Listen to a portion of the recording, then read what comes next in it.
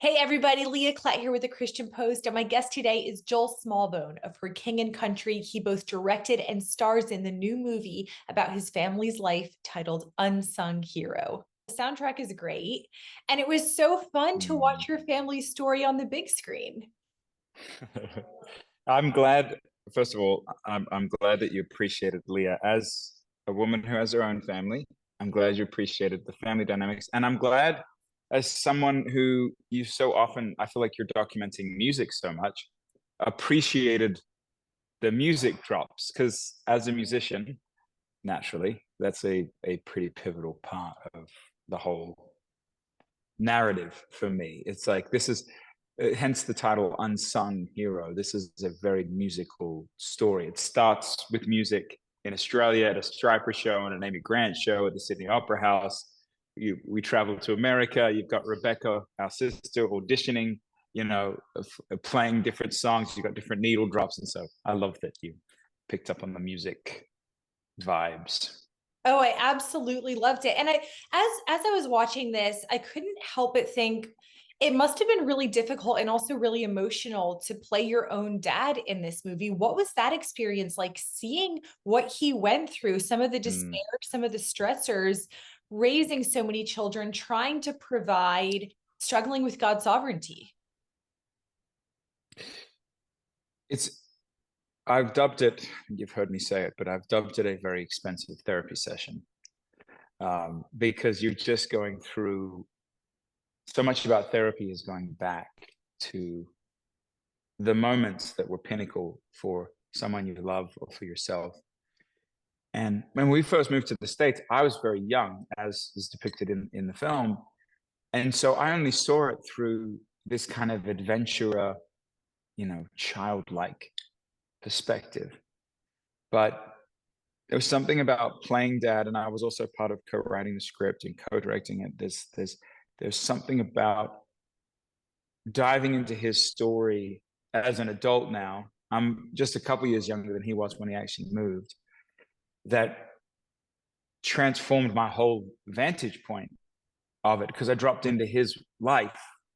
And so I think it's given me a whole different respect and empathy and love for him, than I'd ever had before.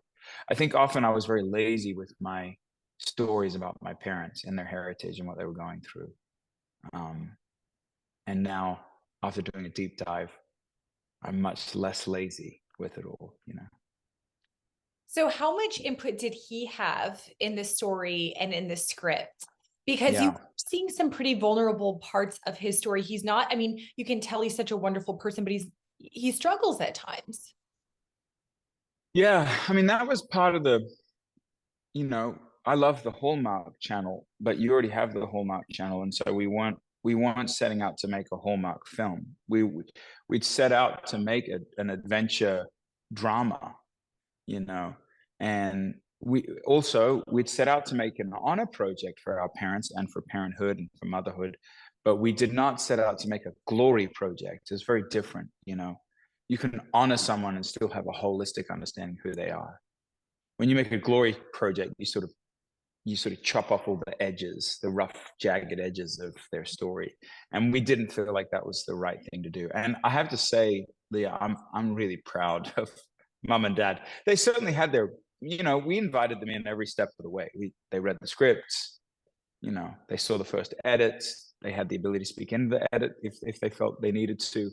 And there's obviously a lot of trust that we've all built with each other over the years of working together as a family. But it was very vulnerable. I mean, I think it's the most vulnerable for dad is his character, and he's been very valiant.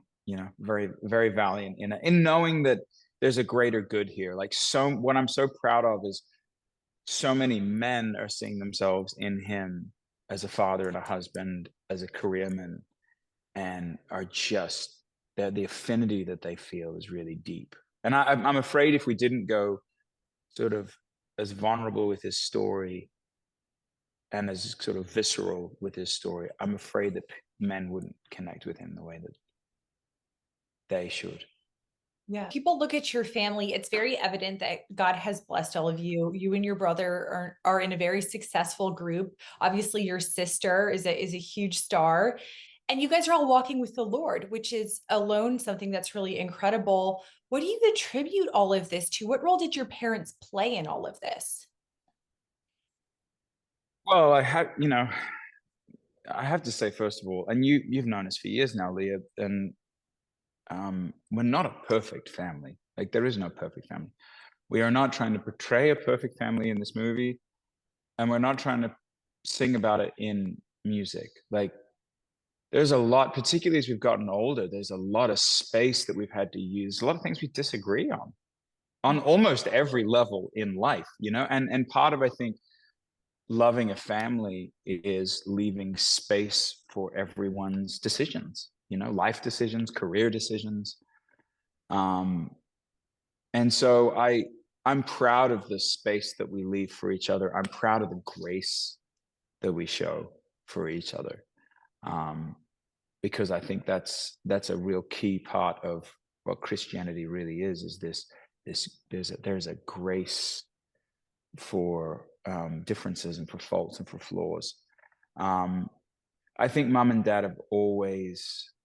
Dad said it actually yesterday. He's like, oh, we had a bit of a agricultural mindset with the family because we were reminiscing about when Rebecca uh, started out as an artist. Our sister Rebecca St. James, Dad needed cheap labor, and so we became the road crew. And so this idea of like, hey, you just get in there, and the same thing with the film, it depicts it, which is like, hey, we got financial issues. We're gonna go and rake leaves and mow lawns and clean houses, and like we're gonna do the thing. And that has just been the mindset ever since. If there's a problem, you get in and you do it. And my hope is that this is a little. Jesus was very focused on the body of Christ and on the family of Christ. And I hope that this is, in a small sort of broken way, our family can be an example of what it looks like to be in a body where you're all moving and shifting, and you're showing grace for each other, and you're leaving room for each other, but you're loving each other through it. Because I think that's the greatest way to live. And I think it's the most Jesus Galilean way to live. One thing I also thought was really important, how it shows the importance of community. The church body kind of Right. came around you guys and supported and uplifted you when you came from Australia to the United States and were facing financial difficulty. What can Christians, the body of Christ, learn about this coming alongside people who maybe are different from us, who are struggling? You're right in that if it weren't for a local community, and more specifically, if it weren't for the local church, I don't think we'd still be in America. And I'm I'm I'm really proud to showcase in the movie this part of, again, what I think the body is, in that it's about, in our case, it was people found out we didn't have any furniture and collecting a bunch of furniture. It was that first Christmas, Santa Claus couldn't we couldn't he didn't either know where we live, or he couldn't give us gifts. And the local church helped Santa Claus give us more gifts than ever. They rallied around us in very vulnerable. They gave us groceries and we didn't have any food to provide. And to me, that's the great beauty of what local community and even local church is and should be. It's whenever we get outside of that, of like just being hands and feet and just being, you know, um, sort of making ourselves less to raise other people up.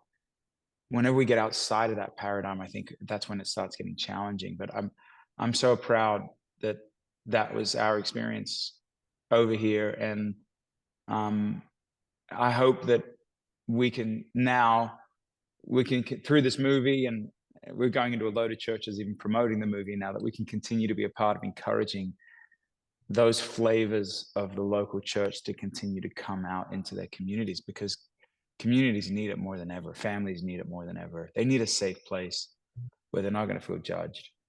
where they can, people can pour into them. So yeah. Why did you guys keep Smallbone, but your sister didn't? I feel like that's such a throughout the movie we see kind of jokes about your last name, and obviously in the end, Rebecca goes to St. James, but you guys are Smallbone.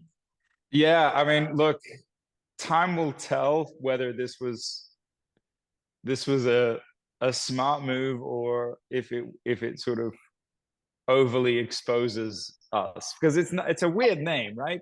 Smallbone. I mean, and funnily enough, the very reason that Eddie Giordano in the film and in real life was like, hey, you got to change your name, was because he had a peculiar last name, which is DeGamo, very rare, and it was very noticeable. And he sort of regretted, he had a duo, ironically, called DeGamo and Key, and he kind of regretted that his name was plastered on everything.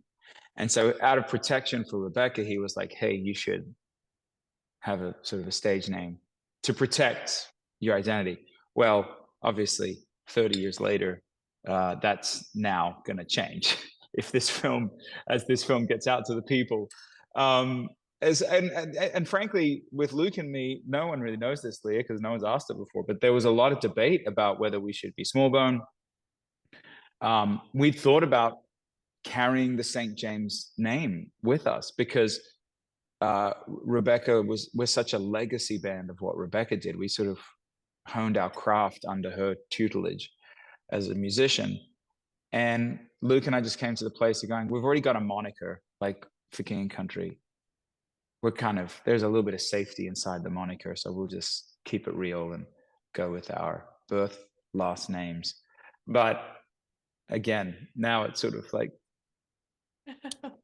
put out there for the world to see.